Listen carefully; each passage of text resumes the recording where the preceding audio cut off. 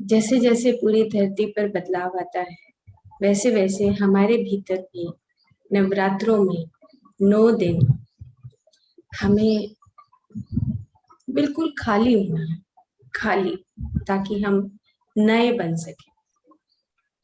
नवरात्रि में जब हम व्रत रखते हैं, फास्टिंग करते हैं, तो शरीर की फास्टिंग से ज्यादा कहीं जरूरत है सूक्ष्म शरीर की फास्टिंग। हम अपने भीतर से सारा कुछ खाली कर दें ताकि हम नए हो सके। जैसे सर्दियां आती हैं तो हम शॉल डालना शुरू करते हैं, और तेज सर्दियां आती हैं तो हम स्वेटर डालते हैं, जैकेट डालते हैं, चेंज आता है। सेम इसी तरीके से जब ऋतु बदलती है तो हम एक चीज को छोड़कर दूसरी चीजों को लेने के लिए हम इम्यून होने लगे, अपनी एक चीज को खाली करके दूसरी चीज को भरने लगे। जैसे आर्कीटाइप्स की बात हम कल से कर रहे हैं कि जो हमारे मूल आत्मा के आदर्श, मूल आत्मा के गुण हैं, जिसमें हम देवी को देखते हैं, देवी माँ को देखते हैं, एक फेमिनिन एनर्जी को देखते हैं कि हमारे पास क्या शक्ति है। जैसे कल हमने बात की, अबंडेंस की बात की थी, प्रचुरता, बहुलता। हमारे पास क्या बहुलता है, क्या जो चीज आपके पास है वो आप बांट दीजिए। तो हमारा क्या है, एक है थिंकिंग, एक है हायर थिंकिंग, एक है थिंकिंग, एक है इंट्यूशन। जब हम नॉर्मल व्यक्ति की तरह सोचते हैं तो हम एक थिंकिंग, हमारा विचार है, हमने जैसा उस विचारों में जिसके लिए भी जैसा भी सोचा वैसा हमारे लिए हम उनका अर्थ निकाल के अपना काम करते हैं। लेकिन ये एक नॉर्मल बात है। लेकिन अगर आर्कीटाइपल मूल आत्मा के गुण जो हमारे भीतर बीज रूप में पड़े हैं उनको पनपाना है, तो वो है हमारी हायर थिंकिंग। उच्च कोटि के विचार कैसे आएंगे। तो आज का जो टॉपिक है वो है अबंडेंस के बाद आता है पावर, कि देवी माँ की शक्तियां, हम अनेकों अनेकों शक्तियों को अपने अंदर कैसे समाहित कर सकते हैं या कैसे उनका प्रयोग कर सकते हैं। अब हमने देखा है कि काली माँ के हाथ में त्रिशूल रहता है, तलवार रहती है, उनके पैरों में शक्ति है, नीचे राक्षस हैं और ऊपर उनका पैर पड़ा हुआ है। तो ये शक्तियां कहाँ से आती हैं? ये हर किसी के पास शक्ति है, लेकिन हम उसको जाने कैसे कि हमारे भीतर वो शक्ति कहाँ से आएगी। हम आंख बंद करके दुर्गा माँ को याद करें, काली माँ को याद करें, सरस्वती माँ को याद करें, लक्ष्मी माँ को याद करें, तो जो पावर है वो पावर हमारे पास, किस तरीके से हम उस पावर का सही प्रयोग करना सीखें। तो बहुत बड़ा टॉपिक है, कल की तरह जैसे कल बात कर रहे थे कि बहुत बड़ा टॉपिक है, तो कैसे हम इस टॉपिक को छोटा करें और कैसे हम सीखें पावर को। तो सबसे बड़ी बात है कि अपने आप को संपूर्ण समझना, संपूर्णता। 1000 सीड्स ऑफ जॉय जब बहुत साल पहले मैं पढ़ रही थी तो उसमें माँ सरस्वती आनंदा करुणेश के माध्यम से चैनल करती है और पार्वती माँ बताती है कि तुम महाशून्य हो, तुम एम्प्टीनेस हो, तुम खालीपन। और जितना हम खालीपन में यानी कि निर्लिप्त भाव से जब रहते हैं तो आपकी पावर्स आपके पास आने लगती है। पावर मतलब आपकी इंडिविजुअल पर्सनैलिटी, जिसमें आप संपूर्ण हैं, जिसमें सुबह अर्धनारीश्वर के रूप में हम अपने आप में स्थापित होते हैं। सूर्य और चंद्रमा और बीच में सुषुम्ना तैर रही है, जा रही है, अपनी ऊर्जा की महसूस हो रही है। हम बैलेंसिंग नेचर, जब हमारे पास वो बैलेंसिंग नेचर होता है तब हम सबसे अधिक शक्तिशाली होते हैं। तो हमारे पास वो जो पावर है, जो देवी माँ की जो पावर है, वो शक्ति हमारे पास किस प्रकार से आएगी? जब हम अपने आप को इंडिविजुअल संपूर्णता में अपने आप को महसूस करेंगे। हम कहीं से भी अपनी छोटी से छोटी ऊर्जा भी बाहर ना निकालें। जैसे आपको याद होगा कि अरुणा मैडम के माध्यम से जो काली माँ का संदेश था, तो उसमें कहा कि मैं कौन हूँ, मेरे को तो शिव ने मैनिफेस्ट किया। शिव ने मैनिफेस्ट कैसे किया है कि जो नेचुरल कैलेमिटीज हैं, उन सारी शक्तियों को संभाल के रखने की जो जिम्मेवारी है वो मुझे दी गई है। मैं मैनिफेस्ट कर सकती हूँ। मैनिफेस्ट कैसे कर सकती हूँ कि अगर कोई मुझे याद करता है तो मैं उनको सारी शक्तियां दे देती हूँ। अपने आप में एक आइडेंटिटी के रूप में काली माँ खड़ी हो जाती है, एक आइडेंटिटी के रूप में संपूर्णता। अब कोई और नहीं है, शिव भी नहीं है, अब वो शिव से परे हैं, एक अपने आप में संपूर्णता। तो जब हमारे भीतर अपने आप में वो संपूर्णता आती है, तब हमारे पास अपनी ही पावर का, शक्तियों का पहचान होता है कि हाँ, मेरे रोम रोम में, मेरे इन 5 महाभूतों में, मेरे इस कॉन्शियसनेस में वो शक्तियां बसी हुई हैं। कौन सी शक्तियां? आर्कीटाइपल वैल्यूज, आर्कीटाइपल क्वालिटीज, आर्कीटाइपल वर्च्यूज जो हमारे भीतर बसे हुए हैं। कैसे? जो शक्ति, अगर मेरे पास एक शक्ति है मान लो, तो वो जो शक्ति है मैं उसका प्रयोग कैसे करूं? क्या मेरे पास वो सत्यता है? क्या मेरे पास वो शुद्धता है? क्या मेरे पास आत्मा की वो शक्तियां हैं, गुण हैं? निराकार हूं मैं? क्या मैं निरंजन हूं? क्या मैं उन सब चीजों से परे हूं? तब मेरे पास वो शक्तियां हैं। तो काली माँ वहां पर क्या संदेश देती हैं कि लोग मांग तो लेते हैं मेरे से शक्तियां, लेकिन उनका प्रयोग करना नहीं जानते। तो प्रयोग करना कैसे नहीं जानते? क्योंकि वो अपने स्वार्थ के लिए उन शक्तियों का प्रयोग करना चाहते हैं। वो होता नहीं, वो कहते कि मैं वापस भी लेना चाहती हूँ, क्योंकि ये शक्तियां जो मेरे पास, ये पावर है, जो शक्तियां हैं, ये पूरे यूनिवर्स को बैलेंस करने के लिए है, यूनिवर्स को आगे बढ़ाने के लिए है, इसकी सृजन करने के लिए ये शक्तियां। तो मैं तुम्हें वो शक्तियां दे सकती हूँ, तुम्हारे भीतर वो बीज के रूप में उन शक्तियों को भर सकती हूँ, क्योंकि तुम दूसरों को देने वाले हो। तो जिसके पास पावर आती है वो दूसरों को कैसे बांटता है? आर्कीटाइपल वैल्यूज, आत्मा के आपके पास जो गुण है वो आप कैसे बांटते हैं? जैसे मेरे को एक शब्द बहुत साल पहले मैंने सीखा, मुझे नहीं पता था वर्च्यूज का मतलब क्या होता है। हम बोलते हैं कि तुम्हारे तो चेहरे पे बहुत तेज है, तुम्हारे तो चेहरे पर इतना तेज है कि बिना बोले हुए उन शक्तियों का आभास होता है। जैसे काली माँ की आंखें देखो और काली माँ के पैर देखो, काली माँ के हाथ देखो, उनके हाथों में शस्त्र हैं। तो काली माँ बोलेगी थोड़ा कि मेरे हाथ में शस्त्र हैं, मेरी आंखें ऐसी हैं, मेरे बाल ऐसे हैं, मेरे हाथ ऐसे हैं, देखने से ही, दूर से ही पता लग जाता है। तो वर्च्यूज का मतलब होता है कि उस परमात्मा का तेज, जिससे शक्तियों का पता लगता है, जिससे शक्तियों का पता लगता है। तो वर्च्यूज बहुत साल पहले तक, 16-17 साल पहले तक मुझे वर्च्यूज का मतलब नहीं पता था कि हमारे जो तेज है, जैसे विवेकानंद को आप खड़े हुए देखते हैं तो एक तेज महसूस करते हैं। आज वो उनकी पिक्चर भी, आप फोटो भी देखेंगे तो उसमें एक तेज नजर आएगा, भले वो वहां नहीं है, लेकिन उनका जो तेज है वो आज भी उन मूर्तों में समाया हुआ है। ऐसी शक्ति कि जिसको देखते ही तुम हील हो जाओ, तुम तृप्त हो जाओ। कई बार होता है कि हम किसी के पास जाते हैं तो कहते हैं कि अरे तुम्हारे पास तो बैठने से ही मुझे सुकून मिल गया, हीलिंग आ गई। That is the power.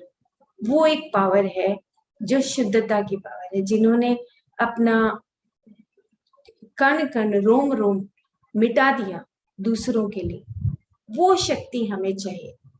तो हायर थिंकिंग, हायर इंट्यूशंस, सुप्रा मेंटल बॉडी को डेवलप करना, तो अपने भीतर उस सुप्रा मेंटल बॉडी को डेवलप करना, जिसको हम ऐसे सिंपली बोलते हैं कि स्थूल शरीर है, ये प्राण शरीर है, ये मन शरीर है, और मन शरीर के बाद अगर वैसे बोले तो कारण शरीर है, जहाँ पर सुप्रा मेंटल हमारी क्वालिटीज रहती हैं, हायर ब्रेन रहता है, या हम आनंद के शरीर के साथ उसको मिला सकते हैं। हायर ब्रेन को डेवलप करना, हायर ब्रेन को डेवलप करने का मतलब कि जहां पे आपका दिल बोलता है, यहाँ पे दिल बोलने लगे, हार्ट बोलने लगे, नहीं मुझे उसका हेल्प करना क्योंकि मेरे पास एक शक्ति है। तो हमारे पास वो शक्तियां डेवलप करने के लिए हमें उसका प्रैक्टिस करना। तो वो जो पावर है, जैसे अभी हम वर्चू की बात करते हैं कि हमारा तेज कैसा होना चाहिए, वो कहते हैं आत्मा क्या है, आत्मा एक प्रकाश स्वरूप है। आत्मा को हम कहते हैं तुम ईश्वर हो, तुम प्रकाश स्वरूप हो, जिसमें और कुछ बच ही नहीं सकता। हमारी वृत्तियां खत्म हो गई हैं, हम हायर थिंकिंग की तरफ जा रहे हैं, हम हायर इंटेलिजेंस की तरफ जा रहे हैं, इंसाइट की तरफ जा रहे हैं। अंदर से आता है, इंसाइट्स आती हैं हमारे भीतर कि नहीं मुझे उसका हेल्प करना है। कौन सी शक्ति माँ के पास, और कौन सी शक्ति है, प्रेम की शक्ति है। जब वो अपने बच्चों से प्यार करते हैं, वो उसकी पावर है। और ना करे तो सारी जिंदगी माँ रहते हुए भी प्यार ना करे, चौके कोई फर्क नहीं पड़ता, क्योंकि हम उन शक्तियों का प्रयोग नहीं करते। एक नॉर्मल थिंकिंग के तौर पे हम अपनी नॉर्मल थिंकिंग से अपनी जिंदगी को बिता देते हैं। जैसे मैं एक अथर्ववेद का श्लोक पढ़ रही थी, जहां से अयोध्यापुरी और जो हम ब्रह्मपुरी, अमरावती, ऐसे शब्द उसके अंदर आ रहे थे कि प्रजा उत्पन्न करने का तुम्हें तभी हक है जब तुम ब्रह्मपुरी बन जाते हो। तो शक्तियां, आपके पास एक शक्तियां है कि तुम ब्रह्म हो, तुम आत्मा हो, और तुम आत्मा के गुणों से भरपूर हो, प्रकाश हो तुम। ऐसा प्रकाश की दूसरा साथ में बैठे तो वो प्रकाशवान हो जाए। प्रजा, अपने आप ही प्रजा के भीतर भी प्रकाश आने लगे। महात्मा बुद्ध का बहुत साल पहले जब हरमन हेसे का पुस्तक था, उसमें उन्होंने लिखा कि जब महात्मा बुद्ध बैठते थे तो उनके चारों तरफ कितने किलोमीटर तक वो जो ऑरा है, जो पावर है, जो शक्ति है, वो बिना बोले हुए भी दूसरों में एंटर कर जाती थी, प्रवाहित होती थी। ऐसी ऑरा थी उनकी कि बिना बोले हुए, मौन रहते हुए वो शक्तियां उनके भीतर से आती थी। तो वो शक्ति कैसे उत्पन्न होती है?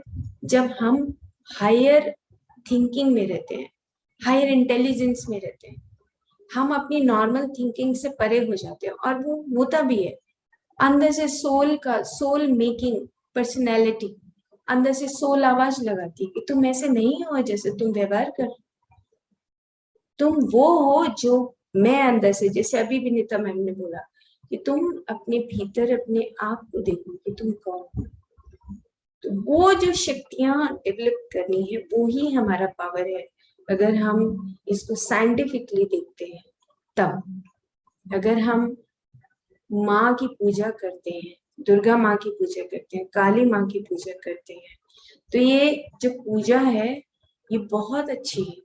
अगर हम इसको एक अपने आप को आत्मा के स्वरूप में स्थापित करके और उनको भी एक परमात्मा के रूप में देखकर उसका और अपना मिलन करें, तब उनकी हायर इंटेलिजेंस, हायर इंसाइट्स को देखें कि माँ के पास क्या था, उनके पैरों में कितनी ताकत है, उनकी आंखों में कितनी ताकत है। तो वो जो पावर है वो हमारे पास, हमें भी वैसे ही आर्किटाइपल वैल्यूज को हमें आगे इसको बढ़ाना है। जैसे हम बोलते हैं कि काली माँ को मैं बहुत पसंद करती हूँ, बहुत पसंद करती हूँ। शायद मेरा मेरा मेरा आर्किटाइपल जो एक गुण है वो है ट्रूथ का, सत्य बोलना, सच बोलने का।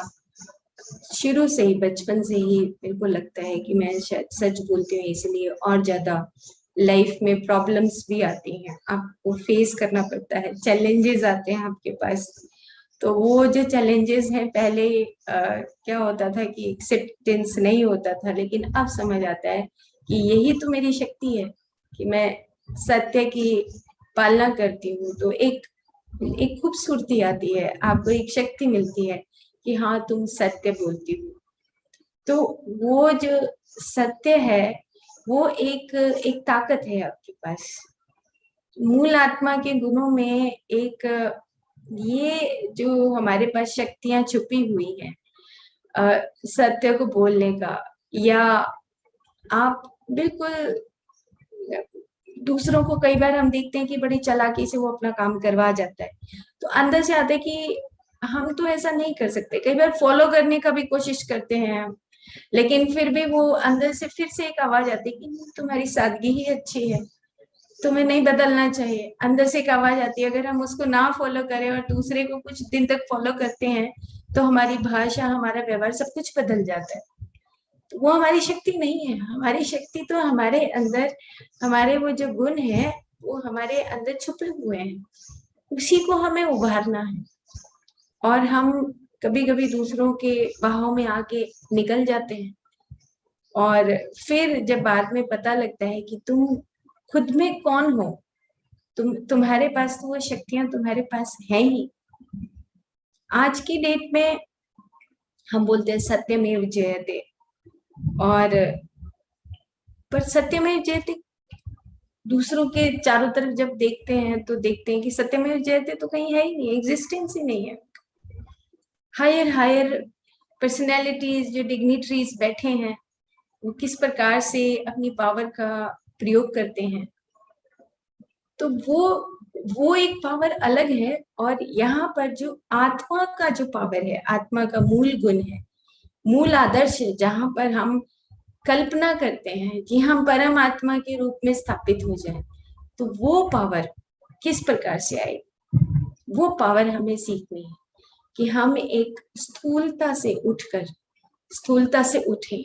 जैसे कि कल जब नवरात्रि शुरू हुए तो शैलपुत्री, शैलपुत्री मतलब जो जड़ में चेतनता को भर दे, जड़ में चेतनता को भर दे। शैल, जहाँ पे इस धरती की उत्पत्ति हुई तो बोलते हैं कि या देवी सर्वभूतेषु, मैं ही तुम सब में समाये हुए हूँ। एक एक पत्थर में, एक एक रोम रोम में, मिट्टी में, कण कण में, इन पर्वतों में मैं समाई हुई हूँ। कौन? कि जब मैं पल पल तुम्हें बदलती हूँ, शैलपुत्री। फिर आज का जो नवरात्रा है उसमें है ब्रह्मचारिणी, ब्रह्म, कि अब मैंने तुम्हें ब्रह्म के रूप में तुम्हें उसको भर दिया है, चेतनता को भर दिया है। चाहे तुम छोटे जीव हो, चाहे तुम बड़े जीव हो, पर मैं तुम में अब ब्रह्म के रूप में, चेतनता के रूप में, शाश्वत के रूप में मैं तुम्हें भर रही हूँ, और तुम उसके अनुसार ही आचरण कर रहे हो। तो ब्रह्मचारिणी कितना सुंदर शब्द है, शैलपुत्री कितना सुंदर शब्द है। तो आराधना करना एक अलग है, आराधना करिए, आंखें बंद करिए और उनका ध्यान करिए, आराधना करते हुए कि ब्रह्मचारिणी कौन है। अगर एक पल के लिए भी ब्रह्मचारिणी हम बोलते हैं तो हमें ऐसा आभास होता है कि ये जो धरती माँ के रोम रोम में, रोम रोम में जो हमारा घास है, हमारे पेड़ पौधे हैं, हमारे कीट पतंगे हैं, और हमारे मिट्टी के कण हैं, इन सब में तुम ही तो समाई हुई। यही तो तुम्हारी शक्ति है कि जब तुम निरंतर बढ़ती रहती। तो पावर एक बहुत बड़ा सब्जेक्ट है, बहुत बड़ा सब्जेक्ट। अब हमें तीसरी बात क्या सीखनी है कि जो पावर है वो कैसे आती है। बहुत बड़ा साइंस है इसके पीछे, बहुत बड़ा साइंस है। कि ये एक जर्नी है, जन्म परंपरा। काली माँ कैसे बनी होंगी, या दुर्गा माँ कैसे बनी होंगी, या लक्ष्मी माँ तक पहुंचने का क्या तरीका है, या सरस्वती माँ किस प्रकार से बना जा सकता है।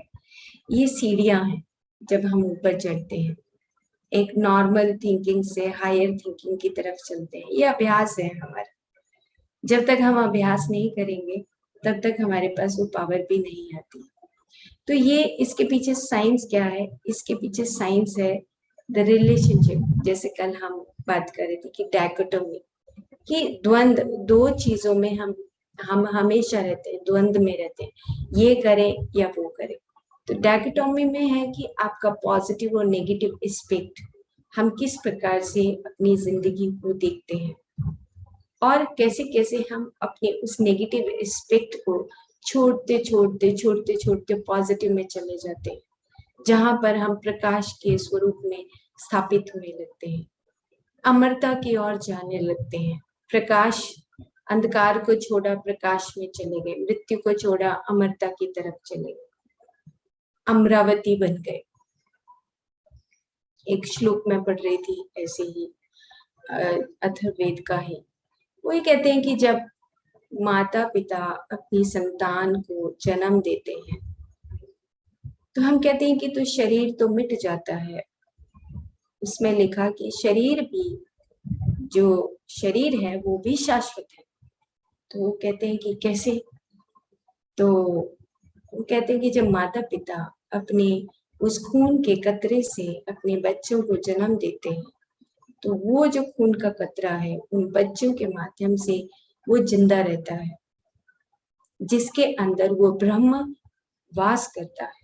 यानी कि जो चेतनता है जो वास करती है, जो सांस आता है जाता है, वो माता और पिता की कतरे कतरे से उस संतान के भीतर आता है।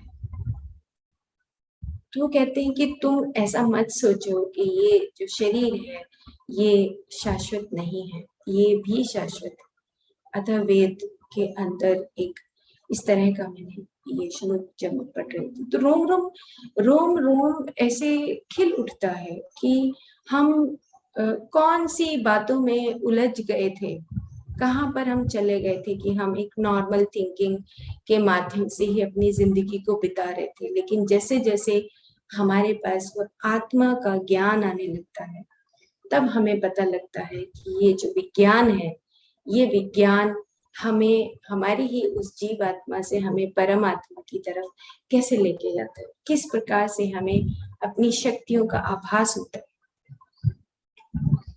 तो इसमें जो डायकोटोमी है, जो दो चीजें हैं, उन दो चीजों के बीच में अपने आप को मिडल पाथ करते हुए हमें आगे बढ़ना है।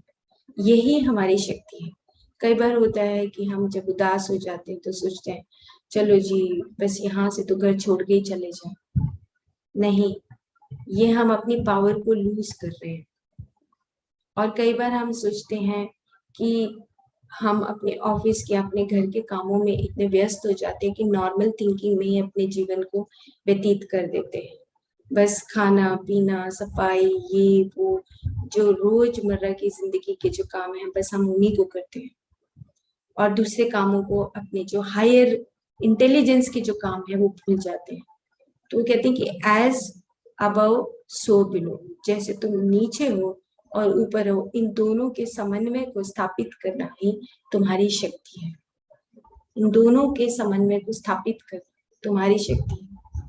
तो वो किस प्रकार से हमें उन दोनों को, डायकोटोमी को स्थापित करके एक बन जाना है। वननेस, वननेस यही है, वो अखंडता नहीं है। जब हम किसी एडवर्टाइजमेंट में देखते हैं या हम सुनते हैं कि तुम अखंडता, अखंडता का मतलब है कि जहां पे तुम अपने ब्रेन को और हार्ट को कोहेरेंस में एक कर लेते हो कि हाँ मैं ये रोजमर्रा की जिंदगी के काम भी करूं, ये भी मेरी शक्ति है, और उसके साथ साथ जो मेरी हायर थिंकिंग है मैं वो काम भी करूं, ये भी मेरी शक्ति है।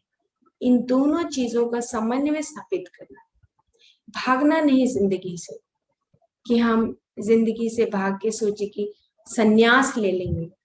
कल किसी ने ऐसे ही बात की कि सन्यास, सन्यास का मतलब ये नहीं होता कि आप छोड़ जाओ, सन्यास का मतलब ये नहीं होता कि आप पैरों में खड़ाऊ डालो कि हाँ सन्यास ले लिया मैं तो जा रहा हूँ। सन्यास का मतलब है आप घर में रहते हुए ही इस दोनों डायकोटोमी से, दोनों चीजों में किस प्रकार से बैलेंस करते हुए आप अपनी जिंदगी को एक शक्ति के रूप में किस प्रकार से आगे बढ़ाते हो, ये आपका शक्ति है।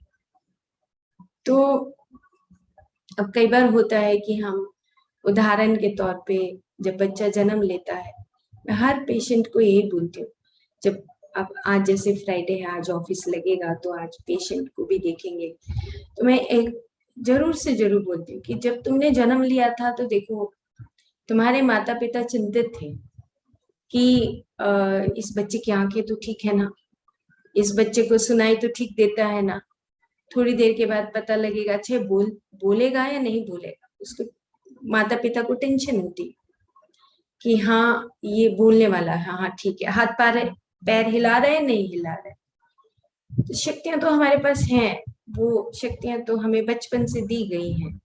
आत्मा के गुण है कि हम मन के उस ज्योति स्वरूप में इन इंद्रियों के माध्यम से हम देखते हैं, सुनते हैं, बोलते हैं, हाथ पैरों से काम करते हैं, ये हमारे पास सारी पावर्स हैं। लेकिन हम पावर यानी कि शक्तिहीन हो जाते हैं। क्यों? क्योंकि हमें आंखों का देखने का तरीका ही भूल जाते हैं, सुनने का तरीका ही भूल जाते हैं, वो शक्तियों को हम खुद शक्तिहीन करते हैं, बोलने का तरीका भूल जाते हैं, हाथों से काम करने का तरीका भूल जाते हैं। और फिर वो कहेंगे, देखो वो पत्नी जो है अपने पति को शिकायत करती है कि देखो ये तो मेरे को कभी बोलते ही नहीं कि तुम दवाई ले लो। अरे दवाई लेने के लिए तुम्हें उससे बुलवाने की क्या जरूरत है? तुम्हारे पास खुद के पास एक पावर है, तुम्हारे पास हाथ है, खड़े हो और तुम गोली लो उठ के, तुमने लेनी है तो दूसरों के ऊपर डिपेंडेंसी पावर है जब आप इंडिपेंडेंट होके अपने समर्पण भाव से आप अकेले खड़े होके अपना काम करते हो, that is the main power. और कोई पावर नहीं है। जब हम अपनी छोटी सी शक्ति को भी दूसरे के ऊपर डिपेंड करके सोचते हैं कि हाँ मैं बस दूसरे के सहारे से खड़ा हो जाऊं, इम्पॉसिबल, हमारे पास कोई शक्ति नहीं हो सकती। तो हर किसी को अपने आप में खड़ा होना है, अपने आप में खड़ा होके तब हम अपनी ही पावर को सही तरीके से प्रयोग में ला सकते हैं। और ऐसे तो पावर्स के बहुत सारे अलग अलग, जैसे हमारे चक्रास हैं, उसमें भी पावर को अलग अलग तरीके से हम इस्तेमाल करना जान सकते हैं। जैसे आज्ञा चक्र, तो आज्ञा चक्र का एक अपना अपना शक्ति है। जब आप हमेशा हमेशा उसकी आराधना में, उसके ध्यान में लीन होते हैं, तो वो एक आपके पास जो ज्ञान की शक्ति आती है, वो शक्ति बिल्कुल अलग है। तो इस प्रकार से अनेकों स्वरूप है। फिर कभी इसके ऊपर धीरे धीरे नवंबर के बाद हम अलग अलग इनके ऊपर चर्चा करेंगे, बहुत ही विस्तार से, सूक्ष्मता से इनके ऊपर चर्चा करने वाले हैं।